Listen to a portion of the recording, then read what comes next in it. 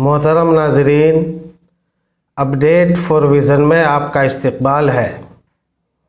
آج بوہنی کے متعلق ایک غلط فہمی اور اس کی اصلاح لے کر ہم حاضر ہیں۔ تو لیجئے، ویڈیو شروع کرنے سے پہلے پھر میں آپ سے گزارش کر رہا ہوں کہ آپ نے اب تک اگر سبسکرائب نہیں کیا ہے تو سبسکرائب ضرور کر لیں، تاکہ اس طرح کے بہت سے معلومات آپ کو حاصل ہو اور آپ دینی معلومات کے سلسلے میں لوگوں میں جانکار شمار کیے جائیں۔ تو لیجئے ویڈیو شروع کرتے ہیں۔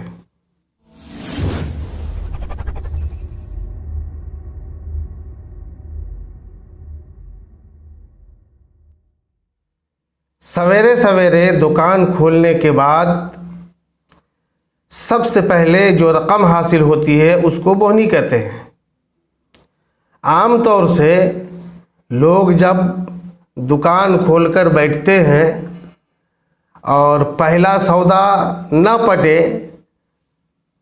اور پہلا گراہک واپس ہو جائے یا سودا تو بکے مگر نقد نہیں بلکہ ادھار بکے، تو اس بات کو برا مانتے ہیں اور کہتے ہیں آج کی بوہنی تو خراب ہو گئی، اور اس سے پورے دن کی دکانداری کے لیے برا شگون لیتے ہیں۔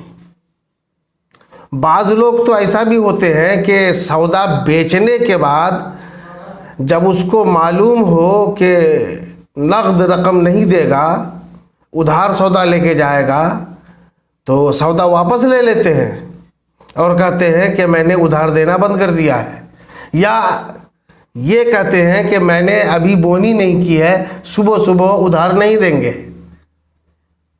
تو میرے دوستو، یہ سب جاہلانہ اور غیر مسلموں کی باتیں ہیں اور وہم پرستیاں ہیں جو مسلمانوں میں بھی پیدا ہو گئی ہیں۔